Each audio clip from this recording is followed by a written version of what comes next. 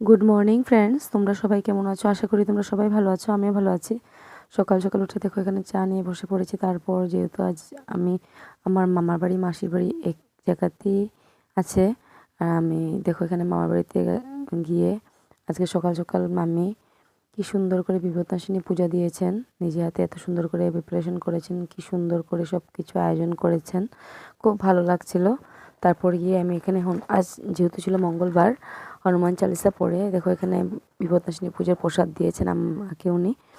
প্রসাদ খেয়ে আজকে সকালটা খুব ভালোভাবে কাটলো। তোমরা আমার সাথে এইভাবে পাশে যে আছো আমার খুব ভালো লাগছে যে, আর আমি এইভাবে এগিয়ে যেতে পারছি, তার জন্য তোমাদের সবাইকে থ্যাংক ইউ সো মাচ। আর অ্যাডভান্সে আমি তোমাদের সবাইকে হ্যাপি হোলি বলছি। তারপরে দেখো এখানে মাসির বাড়ি গিয়ে আমি মাছের ঝোল রান্না করলাম, আর যেহেতু আমার ভাই আমার হাতে খেতে খুব ভালোবাসে তার জন্য মাছের ঝোলটা আমি নিজে হাতে রান্না করেছি।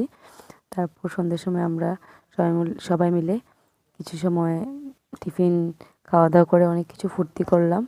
তারপর মামার বাড়িতে গিয়ে দেখো এখানে খিচুড়ি বানালাম নিজে হাতে। মামা আজকে বলেছিল খিচুড়ি খাবে বলে, আমি যেহেতু নিজে হাতে খিচুড়ি মানে চাটনি, পায়েস, ভাজা, পাঁপড় ভাজা অনেক কিছু বানিয়েছিলাম।